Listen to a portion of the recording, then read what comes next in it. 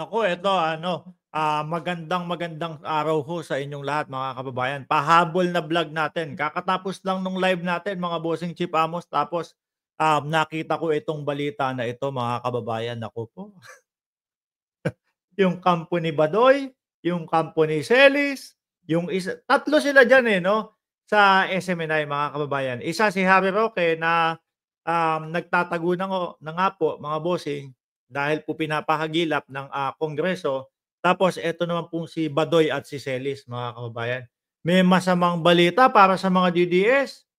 Magsisisigaw naman po ang mga DDS mga kababayan na sasabihin nila, "Naku, eto na naman kayo, ginigipit niyo na ang, mga sumusuporta, ang mga may hindi gusto sa gobyerno." Bakit ho mga kababayan? Kasi eto, natatandaan niyo po mga bossing, nung naghabla po o nagsampa ng kaso si Atom Arroyo po 'no, laban po kay, Badoy at laban po kay Celis mga kababayan. Dahil nga po nire-red tag nila ito pong si, Atom Arroyo mga bossing, na isa daw pong NPA. Yun po yung mga dating ano, eh, 'no, balita. So ngayon po mga kababayan, ang hatid natin sa inyong tatalakayin natin, pero wag kayong mag-expect na lalagpas 'to ng 15 minutes ano, mabilisan lang po 'to. Ngayon po ang balita mga kababayan, nanalo nga po si Atom Arroyo 'no, laban po doon sa ikinaso niya kay, Celis at kay Badoy. Basahin po natin, journalist Atom Arroyo wins defamation case against, serial red taggers Badoy at Celis po mga kababayan. Kung hindi ako nagkakamali mga bossing, ang defamation po ay criminal na kaso po din 'yan, eh, 'no, sa Pilipinas. Kung hindi po ako nagkakamali, pero i-correct niyo lang po ako kung mali. Pero alam ko po may kulong 'yan ng 6 na buwan minimum hanggang sa 6 na taon po mga kababayan. Eh, talo sila. Eh, malamang baka malongko ito. Pero basahin ho natin, mga boss. Sabi dito, journalist Atom Arroyo scored a legal victory, no? Panalo na po against red taggers Lorraine Badoy at Jeffrey Celis according to his lawyers from Movement Against Disinformation o MAD. Alam niyo po sila dati nagtayo po sila nung MAD 'no, naglalagay sila nung MAD daw po, MAD. Kababayan, yung kanila naman pong bersyon, eh, Marcos alis diyan. Kaya lang wala naman pong nangyari. Hindi po tinangkilik ng taong bayan mga bossing, kaya ayun hinto na lang po sila. So kailan daw po ito? On December 12, Judge Dali Rose Bolante Prado of the Quezon City Regional Trial Court RTC, no? Branch TOC 306 ruled that the defendant's statement about Arroyo amounted to red tagging which the court found to be defamatory. Mga kababayan, oh, the court ordered Badoy and Celis to pay Atom Aurelio ng nagkakahalaga po ng 2,080,000 piso para po sa mga damage na nagawa po nila mga kababayan, na damage kay Atom Aurelio. Sabi pa dito, the decision cited the Supreme Court's ruling in Deduro v. Vinoya emphasizing that red tagging, vilification, and guilt by association are threat to an individual's right to life, liberty, and security. Naku, yung mga nagre-red tag sa amin, no? Yung mga nagre-red tag sa akin, sila sabi, NPA ka kasi kinakampihan mo yung mga yun, sila Raul Manuel at yung Makabayan Black. Ganun daw ho. Baka kasuhan ko kayo. Joke lang ho. Hindi naman tayo papadala dyan sa mga yan, mga bashers lang yan. Tuloy natin.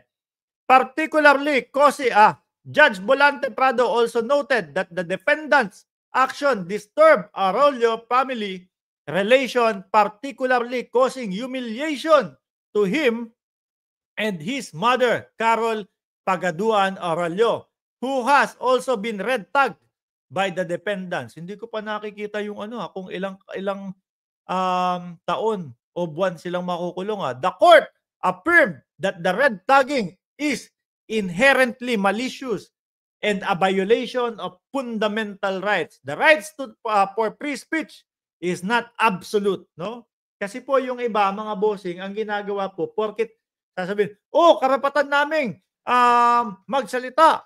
Hindi niyo kami puwedeng busalan," et cetera. Kaso nga po, yung iba lumalagpas ho, mga kababayan, doon sa kanilang karapatan na ang akala nila, eh, sila na ang batas.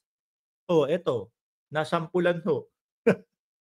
The right, to free speech is not absolute. It imposes limitation on its exercise to ensure that it will not impinge upon the right of others.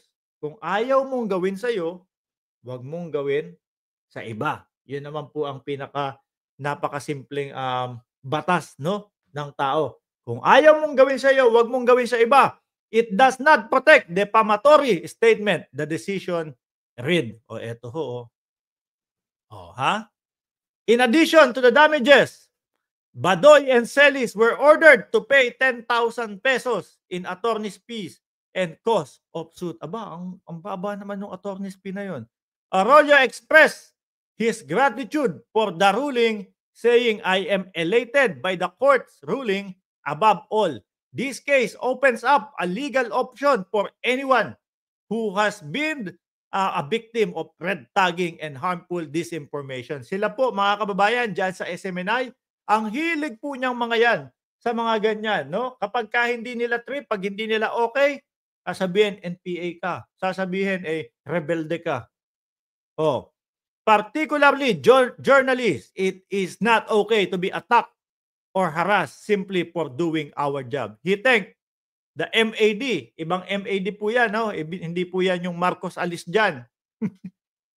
Ano ba yan, yung ano, sinabi dito eh, movement against disinformation, yang ibig sabihin ng MAD nila, hindi po yung Marcos alis diyan. Yung Marcos alis diyan, alaws na po yun, no? Dahil nga wala silang pinagtagumpayan at hindi sila nagwagi.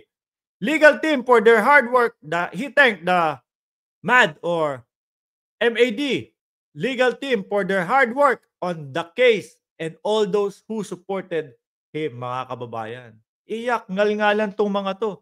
Hindi ho nabanggit dito kung makukulong sila, pero ako ho naniniwala, mga bossing, na ang defamatory po o ang defamation, eh, kriminal po ang kakaharapin niyan, 'no, mga kababayan. Criminal case po 'yan sa Pilipinas na naniniwala po ako na merong 6 na buwan hanggang 6 na taon na pagkakakulong po ang haharapin niyang mga 'yan. Eh, hindi lang natin alam kung bakit hindi binanggit dito. Pero yung 2 milyon, tingin ko kapagka nandoon ka sa side, ng mga pro-China, easing-easy ang 2 milyon na 'yan, 'no. Maliit na maliit yang 2 milyon na 'yan, mga kababayan. Baka may mga tutulong, baka merong mga popondo diyaan sa 2 milyon na 'yan, basta tuloy mo lang yung pagpapakalat ng disinformation, mga bossing. Ganyan po ang estilo diyan, eh, 'no.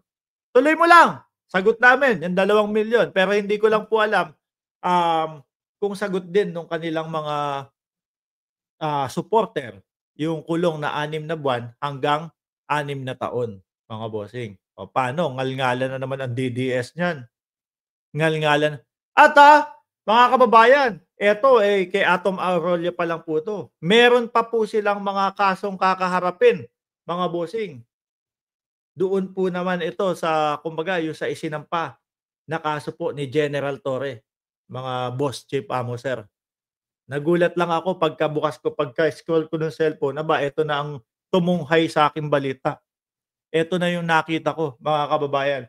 Tingin niyo, 'no, eh, kasama din kaya yung parusang kulong dito sa mga ito?